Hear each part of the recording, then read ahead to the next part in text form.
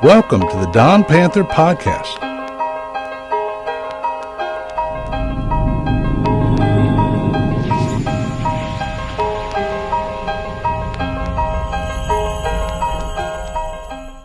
Welcome to Don Podcast. We're here with Martha, speaking as one of our sessions here, The Least Among Us. Yes. So glad to have you, Martha. So glad to be here. Yeah, wonderful. 12th grade student here. I have the privilege of working with you every day in English as your English teacher, Mr. Ubre. And we had a discussion maybe a little bit ago about mental health. Yes. And can you share, just before we start, we want to hear some of your art specifically today. Yes. That has helped you cope with some of your mental health challenges. But can you explain again, just briefly, the challenge that you have specifically, so our audience can know sometimes your eyes shut and where that spawns from? I have a rare eye condition. I forget the name of it, but it's a long word. And I have eye spasms, throat spasms. I have to take medicine 3 times a day for it, 2 pills. And that means my eyes will close shut and my throat will get really raspy. Right on. Yeah. So today, throughout your sharing, you're going to share a little bit of your written work. Yes. And some of your visual art as well. But just to give everyone an idea of who they're seeing and why we see Martha the way she is. Yeah. Right on. So introduce us here. What have you written? You're a great writer. You love to write as an outlet. Yeah, I write poetry, and I want to write short stories. In the future, I want to make TV shows and films. These poems are a bit old, because I've been having a mental spiral thing happening recently. Haven't been able to make anything new. But these are pieces that I do enjoy. Some other people in my head also wrote some of this. So when you say people in your head, the alternative... The alters, the altered states of identity that I have in my brain. Okay. They can control my body. They have their own thoughts, feelings, desires. It's like separate people living in my head, which in a way they are, in a way they're not. It's complicated. But I let them express themselves through writing, and that helps them, and then express themselves through art helps as well. So art as an outlet for all of these different, all these different alternative identities or alters, we'll call them. Yes. I like that word. All right, go ahead. Share. So what do you have? Okay. Her eyes. When I look into her eyes, I see the sea. Something deep, dark, mysterious, full of wonder. Different creatures trying to survive in treacherous waters. Most humans only staying on its coast. Going so deep would kill them, arms flailing in our last moments as water fills our lungs. The word's death. If the body is not found, it floats to the surface for any animal to come devour it. Why do I see this in her eyes? Everything is so beautiful and so dangerous. She hardly knows I exist. Like a shadow behind her, I lurk in every corner, waiting for her to find me. I'm too much of a coward to go up to her myself. I can't even speak to her. The uttering of one sentence bursts me into shambles. Nothing I do will ever be right. Everything I am is a pit of nothing. Love is a strange thing, a beast wanting to eat you alive, swallow you whole, and shit you out. Thank you. That last line, love is a strange thing, a beast wanting to eat you alive, swallow you whole, and shit you out. Yes, that I feel like I use slight, provocative words because it gives it impact. It gives you, I feel like those words give more texture to your words and more power and force from their connotations. Yeah. And Her Eyes, you titled it. Yes. Who are you talking about? Well, I feel like I'm talking about the people that I love. I feel like everyone has that darkness within them. And it scares me. But I want it so badly. It's like a deep desire for wanting something that seems as toxic as myself. And that desire turns into shame and self-loathing. Thinking that something's wrong with having a bit of darkness inside of you.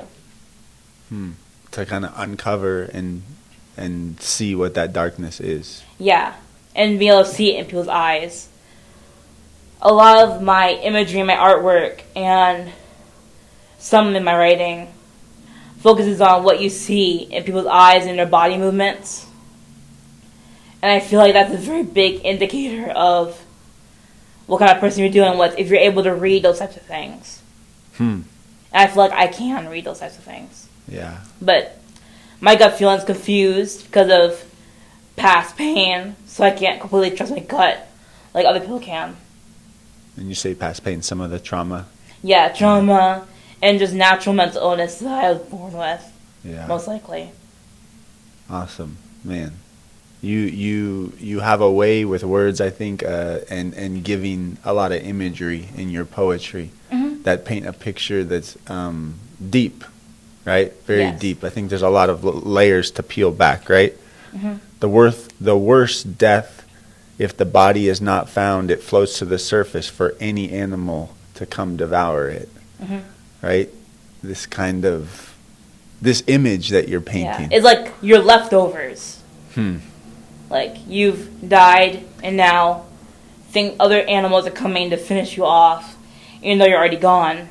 So it's like, in a relationship, the person killed you, but now there's even more coming to take the scraps like vultures. Almost like there's this cycle. Yes. Yeah. Well, let's hear the next two poems you've selected. One after the other. I want to continue on this theme of uncovering how you're expressing yourself through this art and what's on your mind. Yes. And who's this one written by? Echo. It's self-titled Echo. It's self-titled Echo. Do you want background on him, or do you want me to just read it? Just briefly, who is Echo? Echo is a very negative identity in my brain. He was broken off over years of pain and psychosis and delusions, and eventually I just had a break in the middle of the night. And then I started hearing voices. It was voice and echo, but I didn't know there were two separate people at the time. I thought they were one person. But now Echo is independent and from a voice, and he is very negative towards me. He wishes harm on me. He wishes harm to others. And can be scary if you don't know he's bluffing. And that's a constant battle. Yeah, constantly hearing in my head saying terrible things to me. All types of the most horrible things you can say to a person. I constantly hear that in my head when he is going off on his rambles. This is what he wrote himself. All right. Echo. I see in the darkest parts of your soul. I lie in that darkness with no hope in my broken heart. There is no light here, only despair, the feeling of death's kiss that lingers in the air. The black river that sways up and down, back and forth. The pain I feel to my core is undescribable, and my hate for you is so intense, as far hell is what I put you through for your own good. I want the darkness to take over your soul. I want a love to drain from your body as it has mine. I want you to end in fire. Echo. Echo's message for you. Yes. And often, a dialogue with Echo is occurring often for you. Yeah. He's been quiet recently because of being very suicidal. He's very suicidal it's to the point where he doesn't want to even talk to me anymore, which is a good thing, because then I don't have to hear about that negative self-talk all the time from him pushing his issues onto me. But that him not saying that stuff anymore doesn't stop me from thinking about it. Because it's already built in my brain. Because he's conditioned me to think those things. And I was already being conditioned to think those things from other people in my past. And he kind of embodied that. He kind of took that pain and now inflicts it onto me like he's that third party. Like trauma arriving again. Yes. Into your life. Yeah. Past trauma. Yes. Yeah. What's the next one titled? Father. This was written by April. And April, a little background on April. April is 7.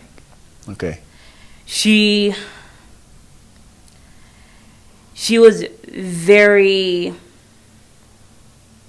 I don't know how to say this, adult-like in ways, and it was very painful to have to hear her talk because of how her thoughts were about romantic relationships and things like that. She would start freaking out and doing things to me that I didn't want them to do, but I won't get into that. Okay. Father, you cut me deep, not saying my name, only hers. Is she the one who's more important than me? Does anyone love me besides my own mother? Maybe that's a yes. You wouldn't even acknowledge that I was there, and that hurt me to my core. Respect is earned, not handed out like candy. You sure did show me you're a bit ruthless, very cutthroat. You know what you want. Unlike me, you're the king of the castle, therefore I'm a peasant on the floor begging for food. You can hurt me, but you never loved me, honestly. I think you are self-absorbed, and I am a bit too selfless. I won't die for you. I will cut myself for you. Is that enough? Is that what you want? Would that be too far? You clearly care. But why wouldn't you acknowledge my existence there? Only hers is just silence sitting there. Maybe so you're scared for her. Yeah. Powerful, Martha. This line, one thing that rung clear to me, respect is earned, not handed out like candy. Can you say a little bit more about that line? It's because she felt like, it's because she doesn't feel respected by other people. Like she's not valid because she's not the one that you interact with the most.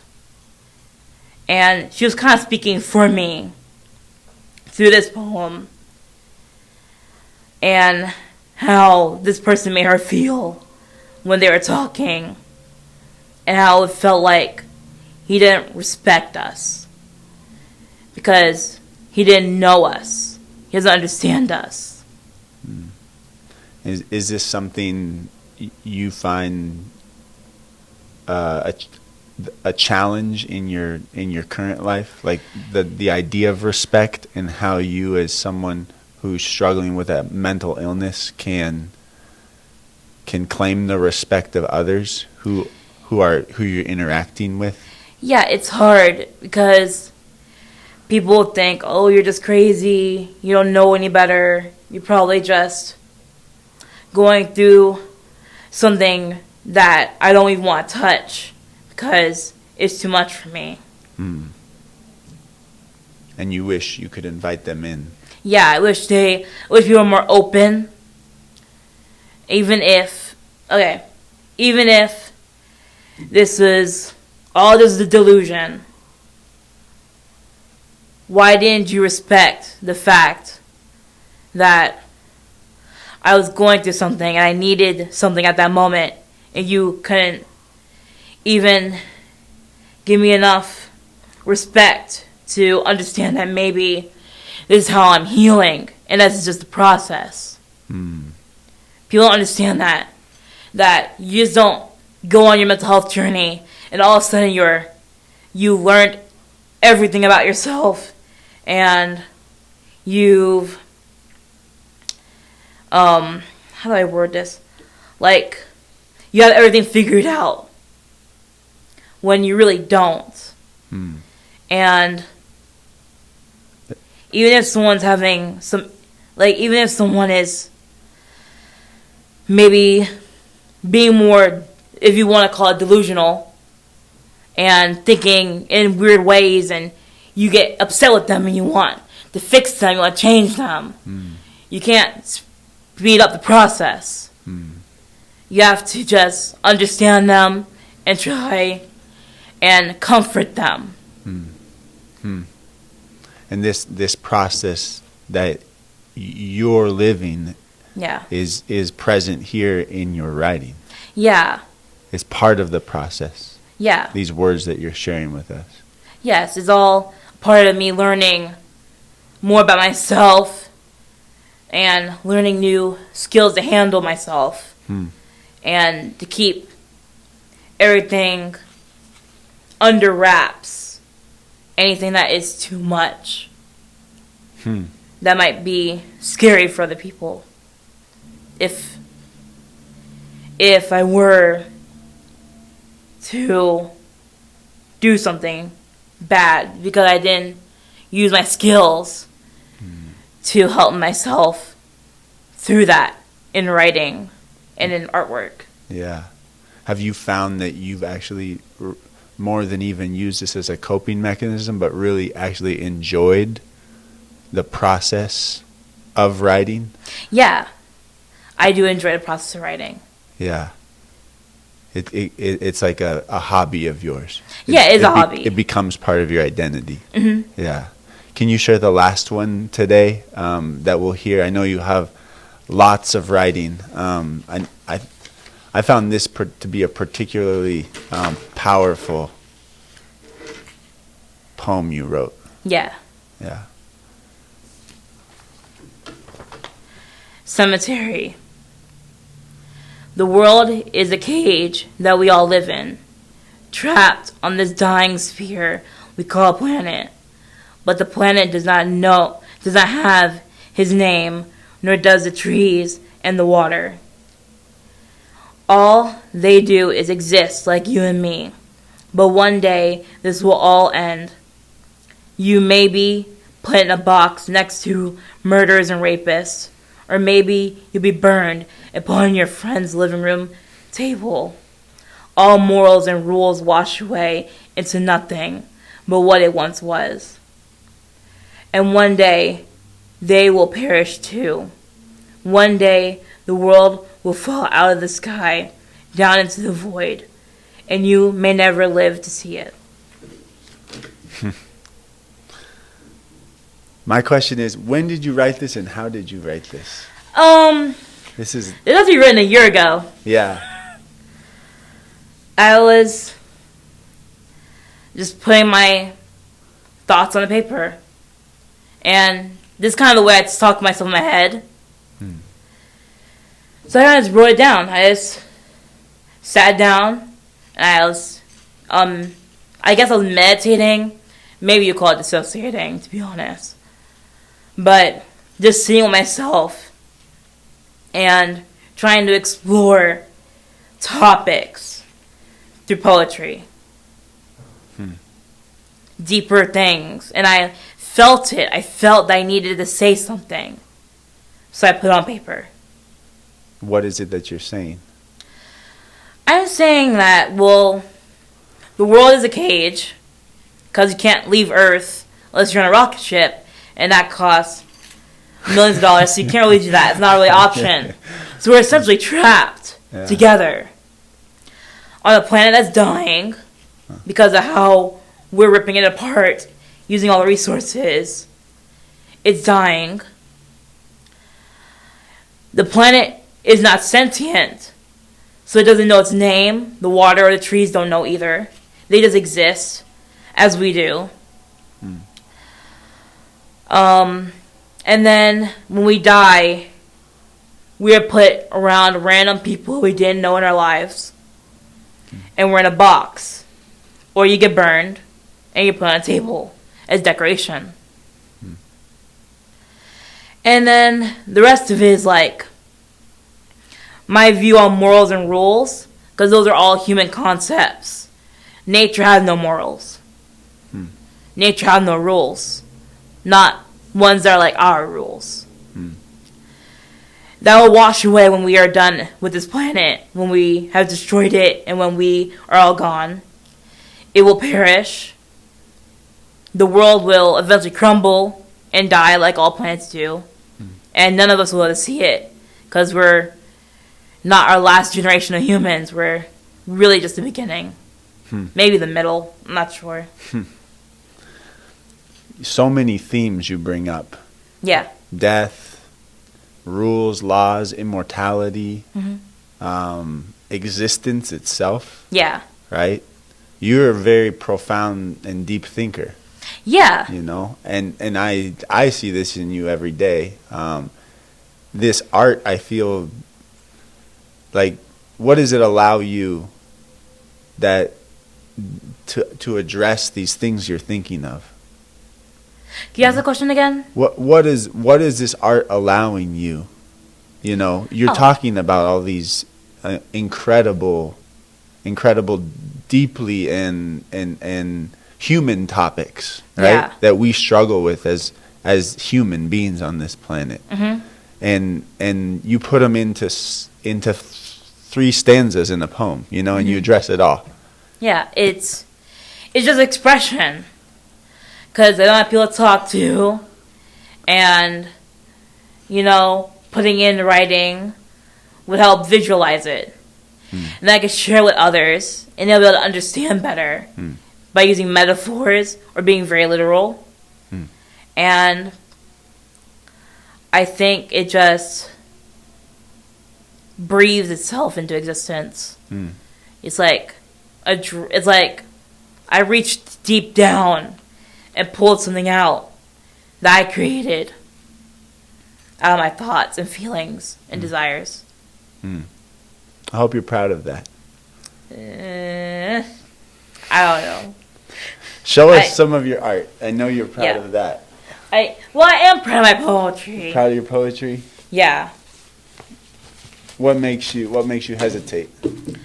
Because these aren't the other poems that have a lot more darker themes to them. And those ones are going to be for my book. It's more personal than these ones. So we're just scratching the surface, getting to know you here. Yeah. Yeah. What do you have in your hand? These are my pictures. Wow. This is one of them. It's not labeled. It's not named. Most of my artwork is not named. But this one is a man coming out of another man. He's cracked in half and is crying. I know it looks like a tongue, which is kind of... I didn't know if I was meant to make it look like a tongue or not. It kind of turned out that way. But, you know, this is like the head of the new person. This is about, like, breaking and rebirth. Like, you're going through this pain of being cracked open and a chicken comes out. But, like, the shell feels something. And it's crying because it's changing. And it'll be wasted. Just thrown away. So what do you do with eggshells? You could use them for fertilizer. Or you could throw them away. I feel like that's why he's crying. Because it hurts. Hurts to be reborn. And it hurts to escape. Hurts to be reborn and hurts to escape. Yes. Why does it hurt to escape? Because you have to leave everything you had before behind. All your old ideologies, old people, family, lovers, yada, yada, yada. Just anything for your past life. Sometimes you have to let go of completely because it's destroying you. So it hurts to escape. That's why some people don't do it. Next photo. Okay. Or next drawing, what you got? This is Chatter Arm. So this has a title. Yes. Huh. Originally, I just kind of wanted to draw mouths on arms. But I feel like a deeper meaning to this subconsciously what I was thinking was the scars on our arms talk. They tell a story. They all mean something. So they're chattering. But you cannot hear them because they have no voice. Only you have the voice to let them speak. Can I ask, are these scars, what are they related to? How did these scars appear? This is related to Trauma, just trauma and pain.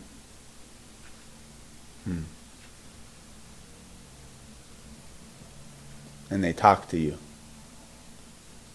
Yeah, they tell a story, but you're the only one who can hear it unless you say it out your mouth. But they're like talking to you. Because you look down and you see, oh, I did this that day because of this. I did this that day because of this. It all tells a story. And we all have them. Yeah. Yeah. But this is like metaphorically, changing it into mouths. Man. There's a lot to say there. Yeah. Each one of those mouths has a story. Yes. Yeah, and they're telling you it. Yeah. All at once. Yeah. You ever feel overwhelmed by hearing all the stories at once? Yeah. Even thinking of my own life all at once, I literally cannot do it because it's so dense. My brain kind of blocks it out. Yeah. So I literally cannot think about it because it's just so much information. So it's overloading. Is this what's happened recently? I know we spoke not long ago, but we haven't seen you in a little bit. Yeah. And we've been thinking about you and the challenge that you go through every day. You're hearing a lot of this all at once, and you just put the brakes on. It's like my brain's doing that. Because it's trying to keep me safe. I don't choose to not think about all of it at once. I literally can't because it's just too much information to think about. And my brain can't process it all at the same time. That's how bad things have been. Yeah.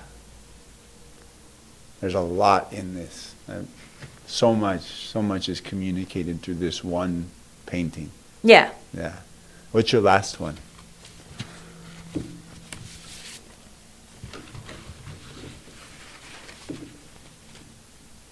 No title. Yeah, no title. This is about the different people in my head. They're trapped behind my eyes and my tears. And that is the only way that their sorrow can escape my body. But they are forever trapped behind the tears in my eyes. Sorrow escaping the body through tears. So do you encourage tears? If you need to cry, you need to cry. When I cry, it doesn't help me. When I start crying like snot. I curl up in a ball. At one point, before I got admitted, the day, they tried to admit me the day, but they didn't admit me. Admit But, yeah, into the psych ward. Okay. That day, I had a break, and I just started screaming and crying off the top of my lungs. And I couldn't stop at all. It was uncontrollable. And I was screaming and crying for almost an hour. And I couldn't stop it. And the whole time I was thinking, I don't want the police to get called, but I literally cannot control it at all. It is like a tornado. It's a whirlwind, and it will not stop until it naturally stops. So that's kind of like what's in this piece. Like, the tears is coming out, but it's never fully gone. It's always trapped. You can see the tears go down my face, but nothing's released.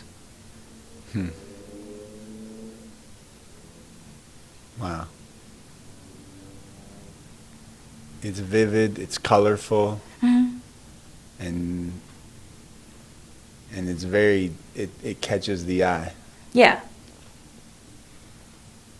Much like your life catches the attention of a lot of people. Yeah. And I feel like we're so lucky to hear about it. Yeah. Yeah. This idea that there's power in the sorrow and the grief. There's power in everything. There's power in everything. You just have to be able to channel it the right way. Well, there's not a right way to channel it, but express it so others can feel it as well. Or feel an interpretation of it. And you choose art as a medium for your expression. Yes. Yeah. And I hear one day you're going to publish a book. Yes. Both with visual art and your writing. I can. First book's going to be a poetry book. It's going to be called I Am the Prey. It'll have all my older poetry, like the one I just showed you. Yeah. Up till the day I publish it. I don't know how many's going to be in there. But I'm going to make like a nice sized book. The back of it will have, the ending part of it will have a short story called I Wanted a Daughter. And I feel like that will be my, one of my favorite pieces if I am able to finish that short story. That's great. And what's the purpose of this book? To help people process their trauma, to help others understand, and to hopefully give me some release.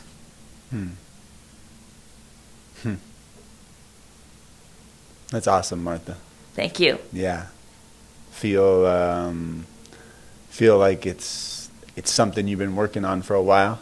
Yeah, I'm gonna put all my poetry that I've ever done in this book. It'll be my first book, and I'm not trying to make money off of it. I just want it to be like a record of the poems I made during that time of my life. And maybe through that book we'll know Martha a little better. Yeah. Yeah. Yeah, and all that you bring and the challenges you've overcome. Yeah. Yeah, and continue to wrestle with. Yeah, it's about every single day. Yeah. Every time I wake up. It's always there. And you have to find it every day. Every hour. Every minute. Every day. You're a beautiful person for keeping in that fight. Thank you. Yeah. You have a great resilience. Over and over and over again. Yeah. I don't know where I got it from, but I'm happy I have it. Awesome. Well, we'll finish here. Yes. If you haven't heard Martha's story, we encourage you to listen to part 1 with Martha. She tells about her whole life. Today we got to see some of her art. Thanks for joining us here on Dodd Podcast, The Least Among Us. Have a good day. Thanks, Martha. Thank you.